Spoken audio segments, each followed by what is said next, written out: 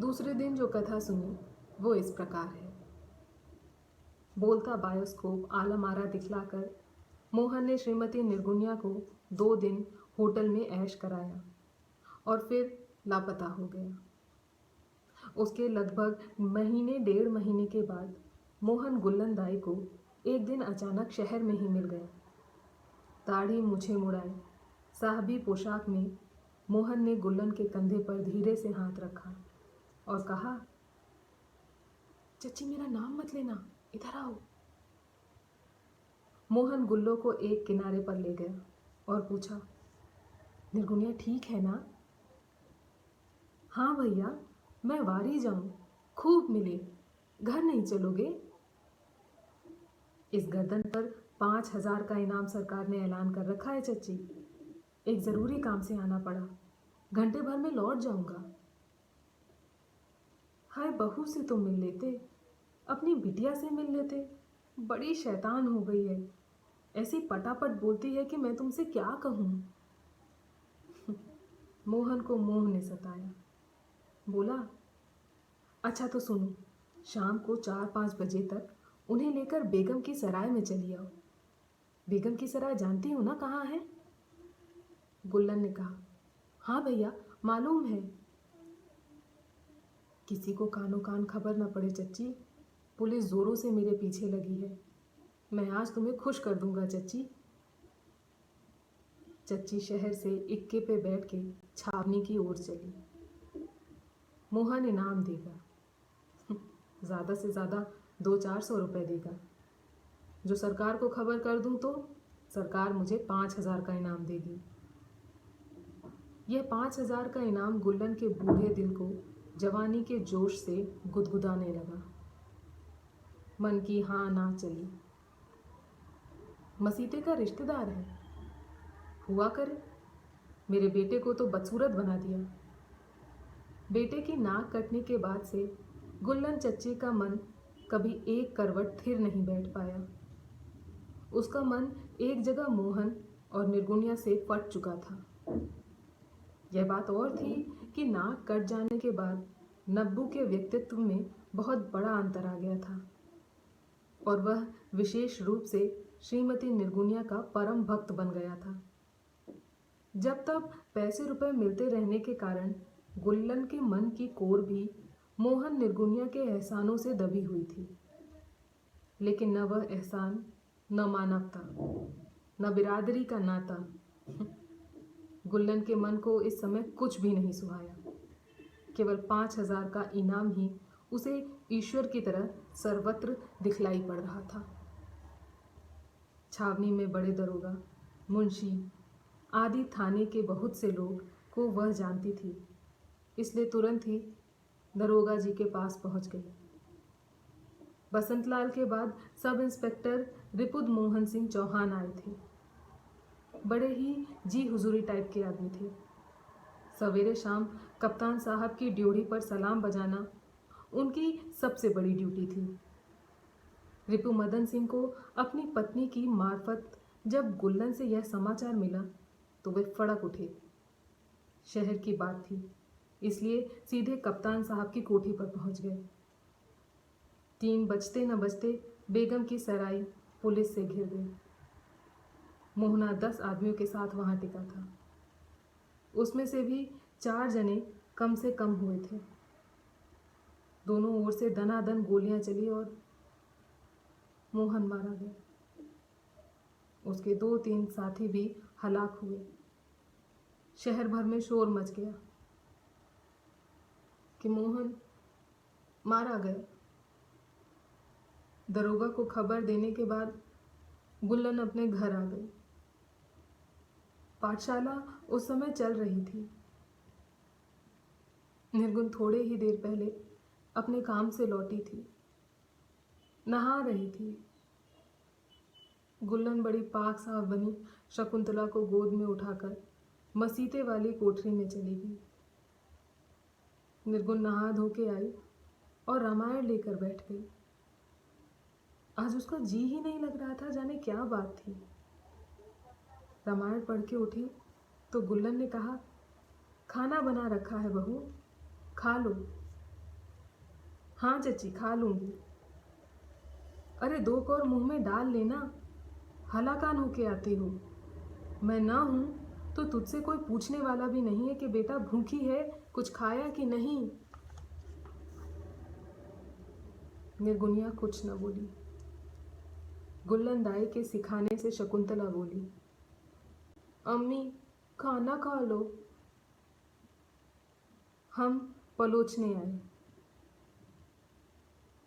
सुनकर निर्गुण के मन को सुख हुआ। वह बोली, नहीं बिटिया, हम परोस लेंगे। ये बातें चल ही रही थी कि नब्बू और उसके पीछे पीछे 5-6 लोग एकाएक घर में आ गए। लोगों के चेहरे उतरे हुए थे, खास तौर से नब्बू का। निर्गुण ने पूछा, कहो नब्बू भैया, बड़े उदास हो? नब्बू फुक्का फाड़ कर रो पड़ा। हाँ भौजी, मोहन भैया मारे गए। खबर बेहोशी के बम सी फूटी। सबके सब 2 क्षणों के लिए चेतना शून्य से होकर नब्बू की ओर देखने लगे। निर्गुण को लगा कि यह खबर पाने की आशंका वह बहुत पहले से ही कर रही थी। मोहन नहीं है, मोहन नहीं है। उसके दिमाग की नसों में बस यही झंझनाहट बनी हुई थी।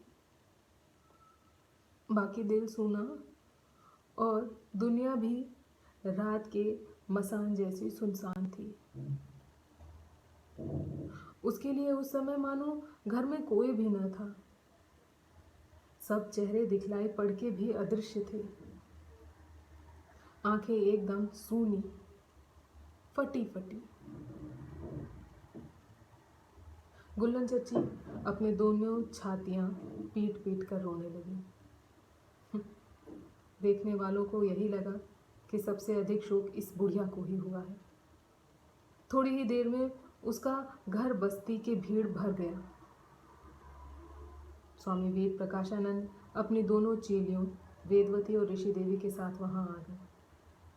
घर में मोहल्ले के बुढ़ी ठुड्डियों के जुड़ जाने से अच्छी खासी रुदन प्रतियोगिता छिड़ गई थी। हर स्त्री और पुरुष इस शोक में अपने हिस्से के सबसे अधिक महत्व देकर पेश करने के लिए आतुर थे।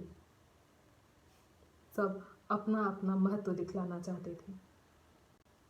चुन्नी मुन्नी शकुंतला तब घबरा कर रो पड़ी थी, लेकिन निर्गुनिया की आंखों सूखा रेगिस्तान बना था। रात में मोहन की लाश उसके रिश्तेदारों को सौंप दी गई। मोहन की लाश देखकर निर्गुण की आंखों में पहली बार आंसू आए। वह लाश से चिपट के बेसुध हो गई। दूसरे या तीसरे दिन गुल्लन की दगाबाजी का भांडा फूट गया। किसी ने नब्बू से कहा कि तेरी अम्मा को इनाम मिलेगा। उसी ने मोहना का आता पता दरोगा जी को बताया था। छावनी के थाने पर मोहन से पैसा और गंजा शराब पाने वाले कई लोग थे। उन्हें स्वाभाविक रूप से कुछ खिन्नता थी। इनाम और तरक्की रिपू मदन सिंह को मिलेगी। इससे भी बहुत कुछ लोगों के दिलों में कम व वेश तकलीफ जरूर हो रही थी। उन्होंने ही अपनी किसी चाटुकार के सामने अपनी विजय गाथा सुनाते हुए गुल्लन की बात कह दी, और फिर यह बात किसी भी आम खास से छिपी न रह सकी। बाजार में सिकंदर मसीह का छोटा भाई मिला तो ताना देकर नब्बू से बोला, मुबारक हो यार, तुम्हारे यहाँ तो 5,000 रुपये आ रहा है, दावत तो दोगे ही। 5,000? अम्मा भंग तो नहीं खा के आए हो? मेरे यहाँ इतनी बड़ी रकम भला कहाँ से आएगी? आएगी तो नहीं, बड़े लोग पहले ही उसे पचा जाएंगे, मगर उसकी लालच में ही तो तुम्हारी अम्मा ने हमारे मोहन को मरवा डाला ना। अम्मा जबान संभाल के बोलो, कैसी बातें कर रहे हो? मैं क्या कह रहा हूँ, दुनिया कह रही है। तुम्हारी अम्मा ने ही यह खबर दी थी कि मोहन बेगम सराय में ठहरा है। कौन कहता है साला? थाने में तुम्हारी सभी साले ससुरे कहते हैं, झूठ थोड़े कह रहा हूं। नब्बू का खून खौलने लगा। वहीं से सीधा निर्गुण के घर आया। चच्ची बैठी पान लगा रही थी। नब्बू उसके सामने खड़ा हो गया और दांत पीस कर बोला, क्यों री हरामजादी, मोहन भैया की खबर थाने में तूने ही दी थी ना? सुनकर गुल्लन का चेहरा बस सफेद हो गया। उसने हकलाकर कुछ बात बनानी चाही, मगर तब तक बेटे के लात घूसों की बौछार ने 65-70 बरस की बुढ़िया का कचूमर ही निकाल के रख दिया। निर्गुनिया इस समय अपने घर में न थी। वह बिटिया को लेकर फकीर बाबा के यहाँ चली गई थी। नब्बू की दुल्हन और भी पास पड़ोस की औरतें चीख गुहार सुनकर दौड़ी और मसीते के घर में आ गई, लेकिन नब्बू किसी के काबू में ही नहीं आ रहा था। माँ की अच्छी खासी कुटम्मस करके नब्बू ने उससे सब कुछ उगलवा लिया। मोहन या उसके इशारे पर नब्बू का चेहरा बदसूरत बन गया था। इसी खौलन में बदला लिया। सुनकर बस्ती में किसी को भी गुल्लन के प्रति कोई सहानुभूति ही नहीं रही। सभी ने उस बुढ़िया को कोसना शुरू कर दिया। उसके नाम पे थूक रहे थे। घर आने के बाद जब निर्गुण ने ये सब हाल सुना तो वो धक रह गई। चच्ची मसीते की कोठरी में पड़ी थी। वह उससे मिलने न गई। नब्बू उसके पैर पर पकड़कर बहुत बहुत रोया। निर्गुण कुछ न बोली, अंत में कहा कि मैं अब यहाँ नहीं रहूंगी नब्बू भैया। कहाँ जाओगी भौजी? कहीं भी, जहन्नम में। अब मेरा जी यहाँ नहीं लगता। तुम नहीं रहोगे भौजी तो महर्षि वाल्मीकि जी की कसम खाकर कहता हूँ कि मैं आज ही फांसी लगा लूंगा और अपनी जान दे दूंगा। एक तो अम्मा हरामजादी ने मेरा मुंह काला कर दिया, दूसरे तुम न रहोगे तो मेरी आत्मा दिन रात मुझे श्रापने लगेगी। नब्बू की दुल्हन भी समझाने लगी और भी 10-5 लोगों ने खुशामद की। फिर स्वयं निर्गुण ने भी सोचा कि कहाँ जाऊंगी। एक दुनिया मोहन के लिए आप ही छोड़ आई, एक अब मोहन के अंत के साथ ही छूटी। बीच में बहाने से वेद मंदिर के नए जीवन का सपने सा सहारा मिला था, मगर उस दुनिया का खिलौना निर्गुण के नसीबे ने बनते बनते ही तोड़ डाला। अब कहाँ नई दुनिया बसेगी? अब यदि जा सकती है तो केवल डॉक्टर एंडरसन के साथ। 2 दिनों से वह काम पर नहीं गई। सच पूछो तो पिछले 2 दिन से वह कहीं बाहर निकली ही नहीं थी। आज सवेरे स्वामी वेद प्रकाशानंद आए थे। कहने लगे, परोपकारी आत्मा की शांति के लिए यज्ञ करना चाहता हूँ। अस्पताल से उठकर लंच पर जाने से पहले डॉक्टर एंडरसन भी दूसरे दिन दूसरी बार मातम पुरसी करने के लिए आए थे। 2 बरस की नन्ही शकुंतला ने कल आने पर तो डॉक्टर को देखा ही नहीं था। कोई उसे गोद में बहला के ले गया होगा, लेकिन आज डॉक्टर एंडरसन को देखते ही शकुंतला फादल फादल कहती हुई उनकी ओर दौड़ी। 2 दिन से उस कोहराम भरी घर की दुनिया में नन्ही शकुंतला को फादर एंडरसन का चेहरा परम शांतिदायक लगा था। वह डॉक्टर के पास बैठी बार बार उनके गाल चूम रही थी। निर्गुनिया ने भी यह दृश्य एक झलक देखा था। डॉक्टर ने उससे यही केवल एक ही वाक्य कहा,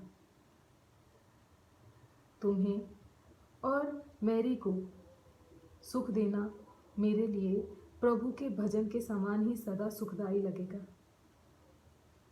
अच्छा, अब जाता हूँ निर्गुण, फिर आऊँगा। निर्गुनिया ने आंख उठाकर एक बार देवता एंडरसन का मुख निखारा। चेहरा वही था, वही दिव्य शांति, मन को छू लेने वाली सरलता, वही सुंदर छवि। पर निर्गुण को ऐसा लगा कि जैसे टूटे हुए तारों का सितारा उसके सामने हो। निर्गुण के मन में इतने महीनों में पनपे हुए डॉक्टर एंडरसन के प्रति कोमल रंगीन नाते की कोमलता तो अब भी निर्गुणिया के मन को स्पर्श कर रही थी, लेकिन रंग एकदम बिखर कर तिरोहित हो चुके थे। डॉक्टर चलने लगे तो शकुंतला उनके साथ ही जाने के लिए मचल उठी। डॉक्टर बोले, मैं मेरी को लिए जाता हूँ, शाम को भेज दूंगा। लगभग 3:30-4 बजे के करीब एकाएक उठी। गुल्लन चाची से कहा, मैं अपने फकीर बाबा के यहाँ जा रही हूँ, वहाँ से शकुंतला को लेके दिया जले तक लौट आऊंगी। कलेजे के गहरे घाव पर बाबा की बातें न जाने क्यों ठंडक भरे मरहम सी लगी। चैन मिला, पर बातों का अर्थ उसे उस समय न मिल पाया। लौटते हुए एंडरसन की कोठी पर गई। साहब शकुंतला के साथ गेंद खेल रहे थे। फकीर बाबा की बात चट से निर्गुणिया के मन में आई। लड़की का मुकद्दर खुल चुका है, शायद यही खुला है। साहब के आग्रह से उसने चाय पी, एक आध बिस्किट भी खा लिया, लेकिन आज जब जब वह साहब के चेहरे को देखती थी तब तब उसे लगता था कि साहब के चेहरे पर वह पहले वाले मोहन की मुरली नजर नहीं आती। जब फूल ही मुरझा गया तो उसकी खुशबू भला कैसे बचे। खुद ही कहा, इस लड़की को आप अपने साथ अमेरिका ले जाइए, यहाँ रहेगी तो कमबख्त मेहतरानी ही बनेगी। नो, डॉक्टर करीब करीब चीख से पड़े।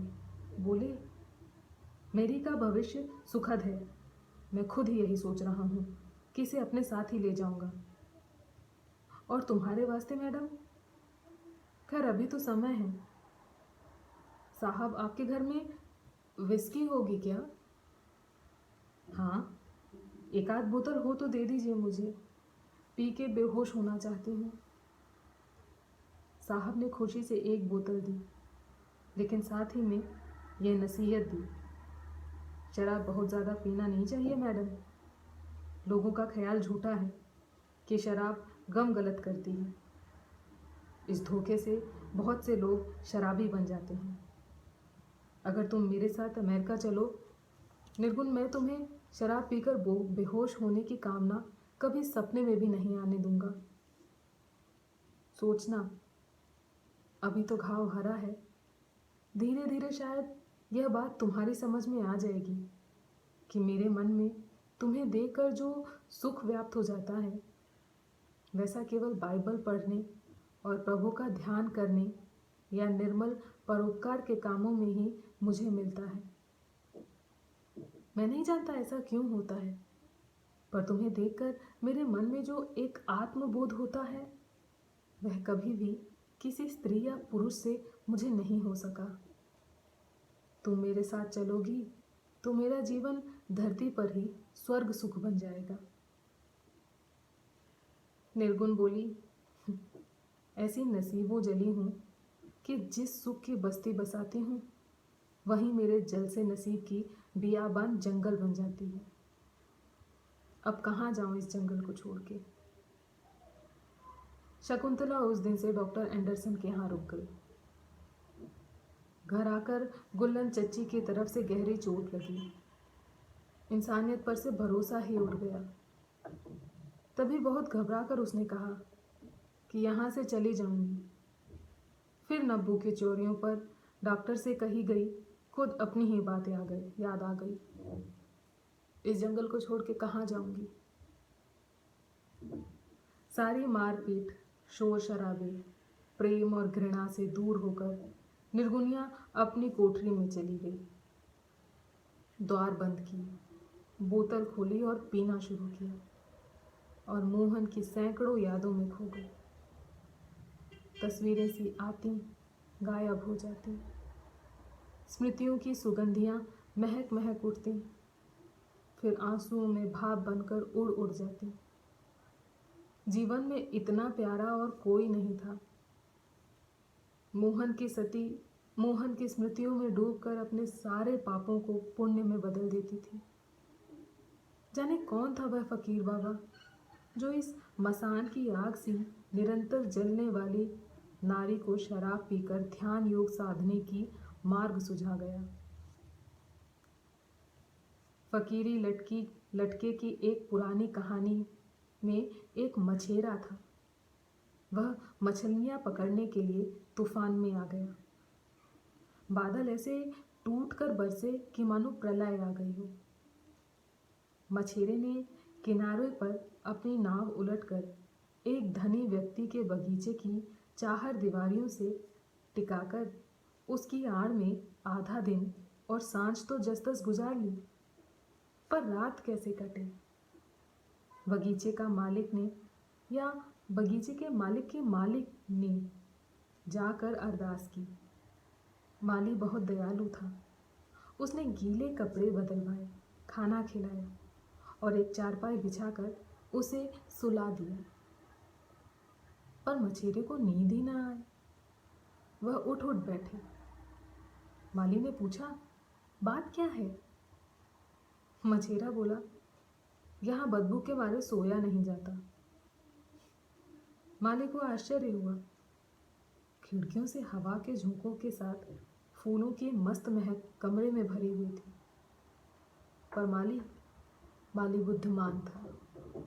वह दयालु व्यक्ति उस आंधी पानी में भी बाहर गया और उसकी उल्टी नाव से उसका जाल उठा लाया।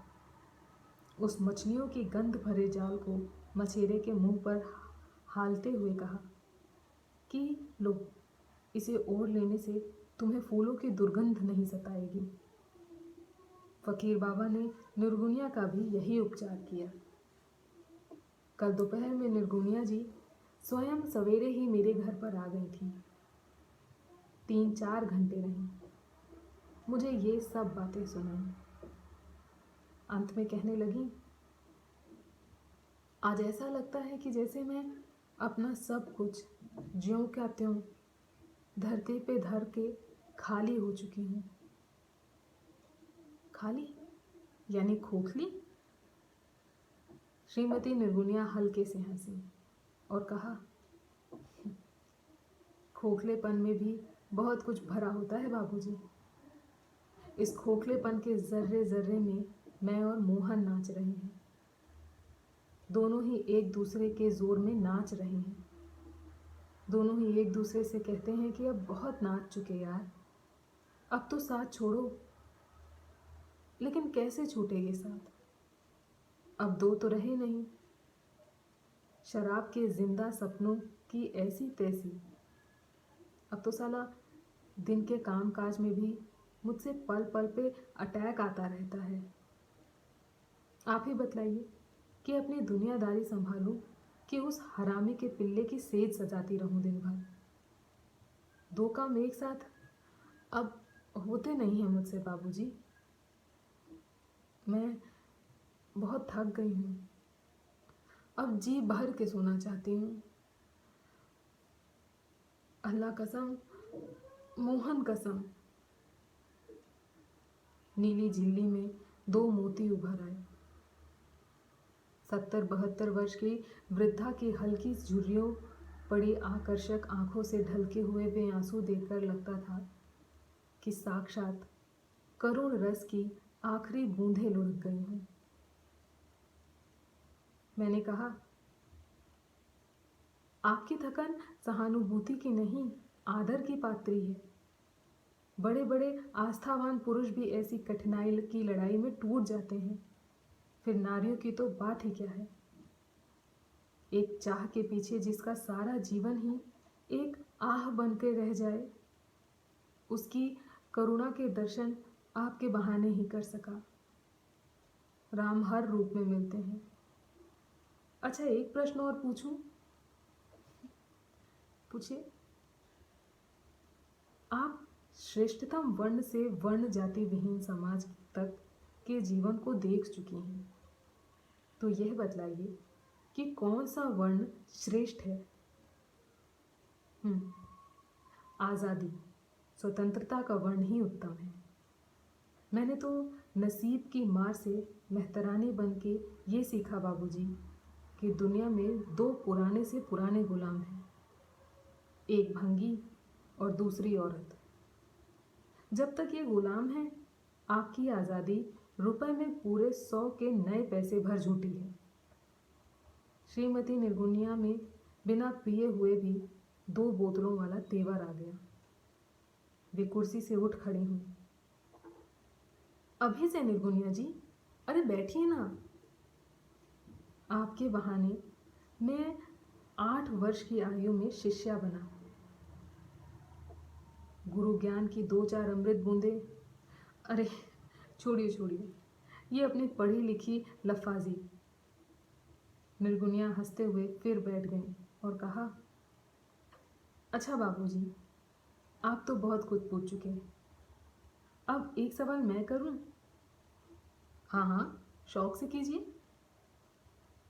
समाचार पत्रों में रोज ये लिखा जाता है कि हरिजन उद्धार के लिए ये किया गया, वो किया जा रहा है, पर असली में काम क्यों नहीं किया जाता? कौन सा? पखानों का फ्लश सिस्टम लागू कर दें। इंसान को इंसान का मैला ढोने में मुक्ति हो जाएगी। मेहतरों के जीवन में संबंध में मैं इधर थोड़ा बहुत अध्ययन किया है। मेहतर कोई जाति नहीं। विजेता ने विजेतों को दास बनाकर उनसे जबरदस्ती मल मूत्र उठवाना आरंभ किया। शपथ चंडाल आदि जातियां स्वर्ण नारियों को के अपने से नीचे वर्णों से संभोग करने से उत्पन्न संतानों की श्रेणियों में आती हैं। आभिजात्य भाषा में पाप दर पाप तक की श्रेणियां विभाजित हैं। बिखरे हुए कबीले के कुछ कमजोर लोग भी दास दासित्व में समझे जाते हैं, जिनका खान पान प्रचलित समाज के खान पान से अलग होता था। ऐसे लोगों की नैतिक और सामाजिक दृष्टि से बाद में अस्पृश्य माना जाने लगा और मुगलों तुर्कों के समय यह विजेत विजेता दंभ संघर्ष की पुरानी परंपरा में तेजी से बढ़ोतरी हो गई। पहले शहरी घरों में अधिकांश संडासें ही बनी थीं। किलों में ऐसे शौचालय बनते थे जो पानी से ही स्वच्छ किए जाते थे। उन्हें काम नहीं करना पड़ता था। शहरों में कमाने वाले पखाने गुलामों की बढ़ोतरी के अनुपात में बढ़े। भंगी समाज में बहुत से छोटे मोटे पराजित राजकुलों के वंशधर भी मौजूद थे।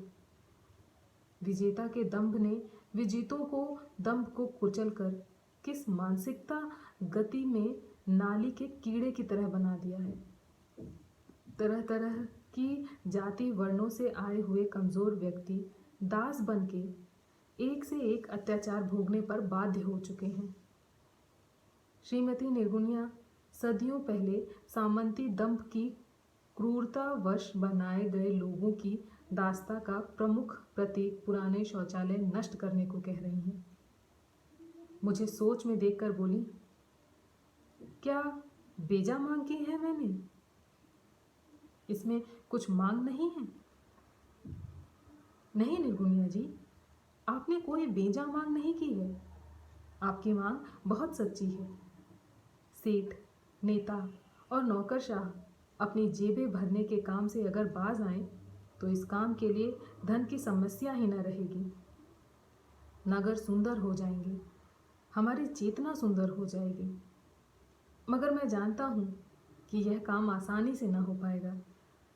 वह समाज जो हर समय अपने मनोव्यक्तित्व के बौनेपन से पीड़ित और कुंठित रहता है, वह बड़ी चालाकी से ऊंचे सुझावों का भी ये तो साधारण बतलाकर टाल देता है। और यह बात का महत्व मानने पर यदि मजबूर ही हुआ तो तारीफों के बेहद और बेतके ढोल पीट पीट कर अपने आप को खूबसूरती से दबा देता है। जैसे मैं शराब पी पी के अपने मोहन के ध्यान से मोहन में रम गई हूँ, वैसे ही ये हरामी भी अपनी चालों में आप ही फंस जाएंगे। निर्गुण और मोहन दो नहीं, फंसाने वाला आप ही फंसता है बाबूजी। जमाना बदल कर रहेगा। चलते समय निर्गुनिया जी ने मेरी पत्नी के लिए पूछा। उनसे विदा लेने गई तो एकाएक कहा, एक बार आपके ठाकुर द्वार में मैं दर्शन करने आ सकती हूँ? मेरी पत्नी को अब भला क्या आपत्ति थी। उन्होंने हाथ पैर धोए, दर्शन किए, लेकिन इस बार श्लोक पाठ न किया, केवल ध्यान लीन रही। कितनी संतोषमग्न लग रही थी वह। दूसरे दिन सवेरे 10 बजे के लगभग मुझे फोन से सूचना मिली कि श्रीमती निर्गुनिया रात में किसी समय गत हो गई। सुनकर धक से रह गया। दौड़ा हुआ उनके घर गया। मिस्टर और मिसेस निर्गुण मोहन, उनके सार कुछ सरकारी मुलाजिम और बस्ती के मेहतरों की भीड़ से घर को घेरे हुए थे। सभी करीब करीब उदास और दिवंगत जीव की प्रशंसाओं से भरी भरी बातें कह रहे थे। एनएम साहब ने अपनी बहन को ट्रंक काल से सूचना दी। शहर की दूसरी भंगी बस्तियों के लोग भी यही खबर पहुंचाई गई। एनएम ने अपनी बातों की व्यस्तता से शायद कुछ क्षणों के लिए उबर कर लिफाफा मुझको दिया। श्रीमती निर्गुनिया के हाथ की लिखत से मेरा नाम अंकित था। अंदर 2 पंक्तियों का एक पत्र। कल आपसे सब कुछ कहकर अपना मन खाली जरूर कर लिया था, पर एक बात की चोरी कर गई। स्लीपिंग पिल्स बरसों से खाती थी। इधर 1 हफ्ते से मोहन मुझसे ज़बरदस्ती कर रहा है, जो गोलियां हैं सबकी सब खा लो और मेरे पास आ जाओ। कल आपसे अपने इस जन्म का हिसाब चुका कर घर आई तो सोचा कि अब सोने की टिकियों का हिसाब भी चुका लूं। आप इस जीवन में चलते चलते मुझे खूब मिले बाबूजी। जय राम जी की। निर्गुण मोहन और उनकी मिसेज साथ साथ सटे खड़े थे, मानो एक उदासी में दूसरा अपनी सहानुभूति से बराबरी का साझा बांट रहे हों। मैंने कहा, एक बार आपकी माताजी का दर्शन करना चाहता हूँ। भीतर के कमरे में जहाँ बहुत बार उनसे मिला था, वहीं अंतिम दर्शन किए। उनकी पुत्र वधू और पुत्र मेरे ही साथ थे। पुत्र ने बिलक कर कहा, यह क्या किया मम्मी, ये क्या किया? होठों पर हल्की मुस्कान लिए शांत सोई हुई। एक शेर याद आया, फना का होश आना, जिंदगी का दर्द सार जाना, अजल क्या है, खुमारे बादे हस्ती उतर जाना। पुत्र वधू ने तब तक रोते हुए निर्गुनिया जी के हाथों में पड़ी सोने की चूड़ियाँ और उनके गले में पड़ा लॉकेट उतार लिया। लॉकेट का ढकना उठाकर पति को दिखला रही थी। पति चित्र देखकर मुग्ध खड़ा था। उसकी आंखों से आंसू ढुलक रहे थे। मैं भी पास आकर देखने लगा। मीने से बनी रंगीन तस्वीर थी। बंसी बजाते हुए मोहन का मुख उनके अपने मोहन का ही बन गया था। धन्यवाद।